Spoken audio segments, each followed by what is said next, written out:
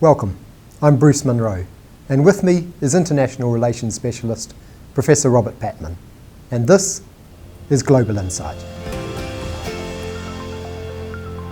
Alexei Navalny, the vocal critic of Russian President Vladimir Putin, is in hospital in Germany, probably poisoned, as doctors say.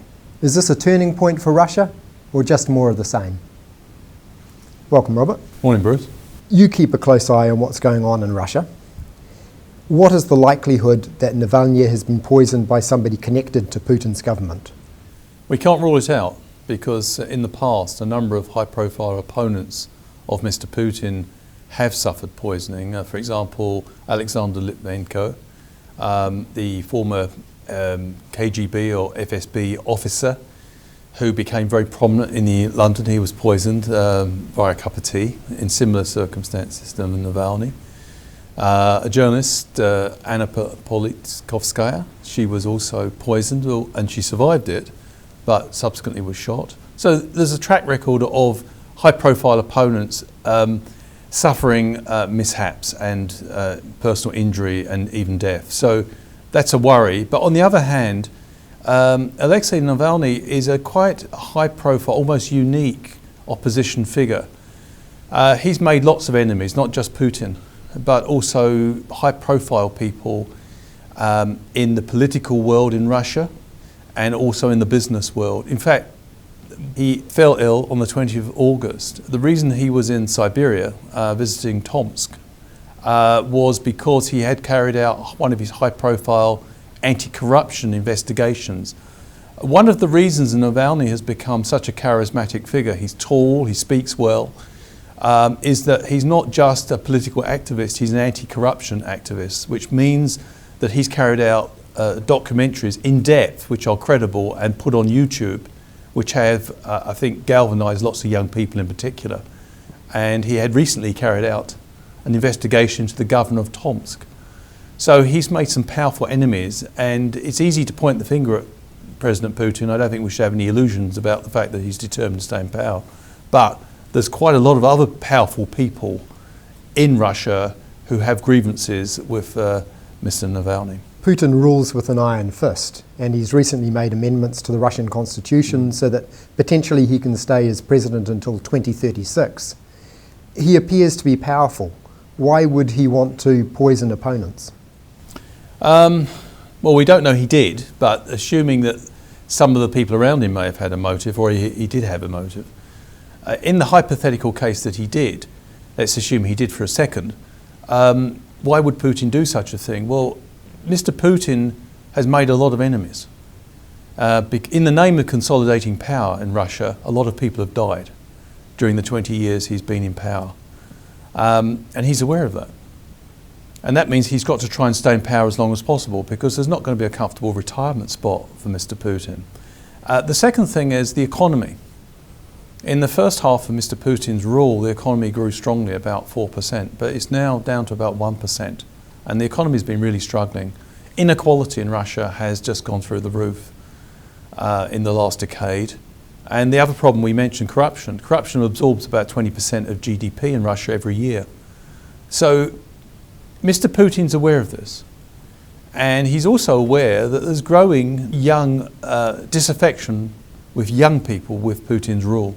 There's been widespread demonstrations against Putin in eastern Russia recently. And in addition, there's another factor that makes Mr. Putin even more insecure than usual. And I think he is chronically insecure for the reasons we've gone through. And that is Belarus, next door. It's not that he is particularly close to the president of Belarus, Alexander Lukashenko. It's that the manner in which Lukashenko is being challenged, which is mass street popular protests against an obviously rigged election. I don't think many people are disputing that at the moment. And he's been in power, Lukashenko has been in power for 26 years. But what's troubling for Mr. Putin is not so much that he has any particular support for Lukashenko. For example, the two men are divided over Belarus's future. Mr. Putin would like Belarus to be part of Russia. Mr. Lukashenko doesn't see that at all. It's not there's any personal support for Lukashenko per se, but what really troubles Mr. Putin is the precedent of a people's power that successfully topples a government in a neighbouring country, because he's worried that that precedent could lead to emulation in Russia. So that's a big worry. And of course, one possible motive for going after Navalny at this moment is that should that scenario play out of people rebelling and carrying out popular protests against Mr. Putin, Navalny would be the obvious person to lead those protests.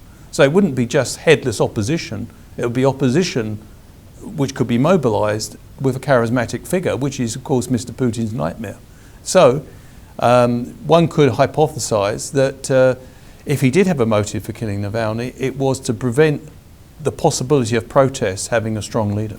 Russians have had 1,000 years of autocracy, and their brief experience of democracy that was tainted by unregulated capitalism that allowed crime and corruption to soar. So in some ways it's perhaps no surprise that they prefer the devil that they know.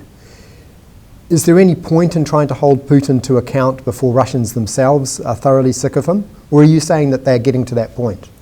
Well, I think what's clear is that after the chaos of the 1990s, the immediate post-Soviet period, Mr. Putin came along in 1999. And for many Russians, he ticked two boxes. First of all, he was a strong leader who got things organised. He also got the economy moving again. And many Russians had suffered terribly during the 1990s of that period of what's called bandit capitalism. But the second half of Putin's rule has been bad news for many Russians. And it's not just a question of the domestic situation. Mr. Putin's engaged in regime survival, and that regime survival strategy involves interfering in other countries. For example, he is backing movements in the neo-fascist movement, AfD, in Germany, a neo-Nazi group, for financial donations to them. He is Russian money, more than 3.6 million, according to the Financial Times, has made its way into the Tory party in the UK in recent years. There's pretty strong evidence that the Russians were very strong supporters of Brexit, which is now causing considerable problems for the UK. And there's considerable evidence that Mr. Putin has played a key role in supporting Mr. Trump in 2016, and there's now evidence he's supporting him in 2020. So it's not just a question of it's bad news for Russia, but he's actually behaving internationally in a way which is causing a lot of problems for the rest of the world. Let's be quite clear about this. I don't think Mr. Putin has got an agenda to, if you like, push the Putin system outside the boundaries of Russia. What he's trying to do is maintain power by showing that the alternatives to his rule, liberal democracy, doesn't work. And there's the other thing is that Mr. Putin has backed some very unsavoury figures internationally. He's been behind the brutal dictatorship in Syria, the Assad dictatorship, and prevented an international solution in 2011, 2012 via the UN Security Council. So I think there's two factors at work here.